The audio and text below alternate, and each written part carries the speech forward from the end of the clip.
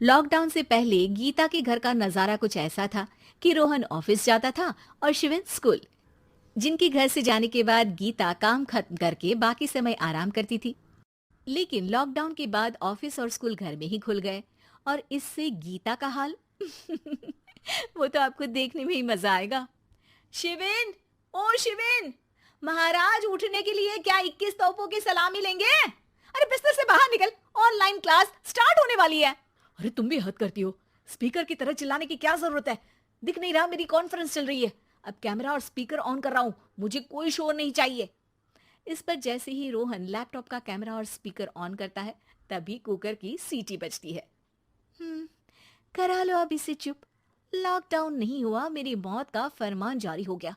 दोनों बाप बेटे ने नाक में दम किया हुआ है। ऐसा बोलकर गीता वहां से शिविन के कमरे में पहुंच जाती है, जहां शिविन अभी भी सो रहा होता है।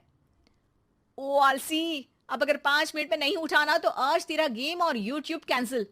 माँ की बात सुनकर शिविन बिना 1 मिनट गंवाए उठ खड़ा होता है। उठ गया, अभी नहाकर भी आता हूँ। ये नाटक कहीं और, मुंह पर गीला कपड़ा मार और पढ़ने बैठ। शिविन की ऑनलाइन क्लास स्टार्ट हो जाती है, जिस पर गीता उसे वहां बिठाकर रसोई में चली जाती है। थोड़ी देर में उसे कमरे से कुछ आवाज सुनाई देती है, जिसे सुनकर वो कमरे में वापस आती है। हाय राम, तुझे क्लास अटेंड करने के लिए बोला था, कैमरा ऑफ करके बिस्तर पर नाचने के लिए नहीं बोला था। मम्मी मुझे कुछ समझ नहीं आ रहा। आप बाद में पढ़ा देना ना, वैसे भी अटेंडेंस तो लगी गई है। हाँ हाँ बेटा, जरूर बन जा। तू अभी से हम सबका बाप बन जा। अरे नहीं मतलब कहाँ से लाते हो इतना दिमाग? और पढ़ाई करते हुए ये चला कहाँ जाता है? नाइस क्वेश्चन, दिमाग से पूछकर बता दूंगा। शिविन की बातों से परेशान होकर गीता उसे मारने के लिए जैसे ही आगे बढ़ती है, तभी वो कमरे से बाहर भाग जाता है। अब शिविन आगे आगे और गीता हाथ में चप्पल पकड़े उसके पीछे पीछे पूरे घर में दोनों घूम रहे होते हैं। इसी बीच वो रोहन के पास पहुंच जाता है और शिविन को मारने वाली चप्पल रोहन के लैपटॉप पर जाकर गिरती है। ओए माँ! मम्मी, अब पापा को चप्पल मार रही हो? वो आज तक के रिपोर्टर, चुपचाप जाकर क्लास अटेंड कर ले, नहीं तो अगली तेरे पीछे लगेगी। इस पर शिविन वहां से चला जाता है, जिसके बाद रोहन गीता से कहता है, इस सर्कस के लिए कुछ बोलना चाहोगी?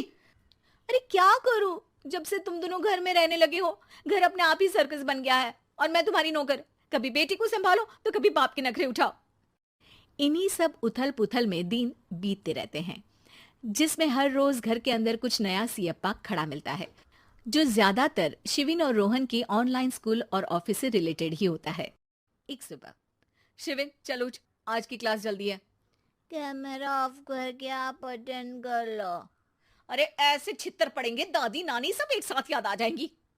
गीता की लाख मशक्कतों के बाद क्लास तो खत्म हो जाती है, लेकिन उसके बाद शिविन फोन इस्तेमाल करते हुए इंस्टाग्राम रील बनाने लगता है। रसोड़े में कौन था? तुम थी, मैं थी, कौन था? कौन था? हाँ, मैं गरीब हूँ। अरे ओ गरीब के बेटे, आजा, मैं बनाती हूँ तुझे गरीब। मैं बताती हूँ रसोड़ी में कौन था। पढ़ाई करने बोलो तो इनकी माँ मर जाती है, और ये पागलपंतियां जितनी मर्जी करा लो।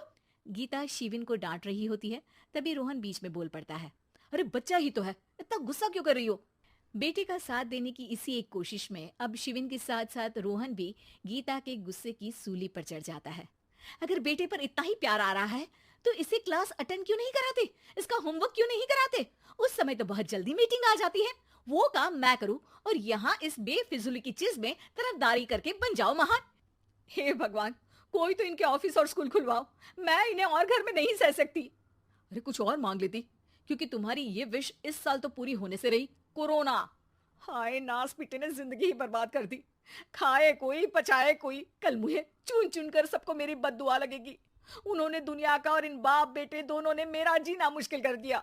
गीता वहां से चली जाती है, जिसके बाद रोहन शिविन से कहता है, अरे तुम्हारी मम्मी इतनी भड़की हुई क्यों है? आपकी वजह से पूरा समय घर में रहते हो और उस पर कोई काम कराने की जगह बस ऑर्डर देते रहते हो। अच्छा बेटे, सारा इल्जाम मुझ पर? पूरा दिन तो वो तुम पर ही चिल्लाती है। हाँ, मतलब दोनों का 50-50 है, कुछ करना पड़ेगा। वो कहते ना, make the best out of worst. I have an idea. वैसे तुम्हारी माँ सही कहती है, बहुत जुबान चलाने लगे हो, कम बोला करो। अगली सुबह रोहन और शिवेन अपनी गलती को सुधारने के लिए गीता के उठने से पहले घर का आधा काम खत्म कर देते हैं, जिसे देखकर गीता खुश हो जाती है और फिर बाकी बचा काम वो तीनों मिलकर पूरा कर लेते हैं। जिसके बाद अब वो सब मिल बांट कर हर काम में एक दूसरे की मदद करते हुए लॉकडाउन का मजा लेने लगते हैं।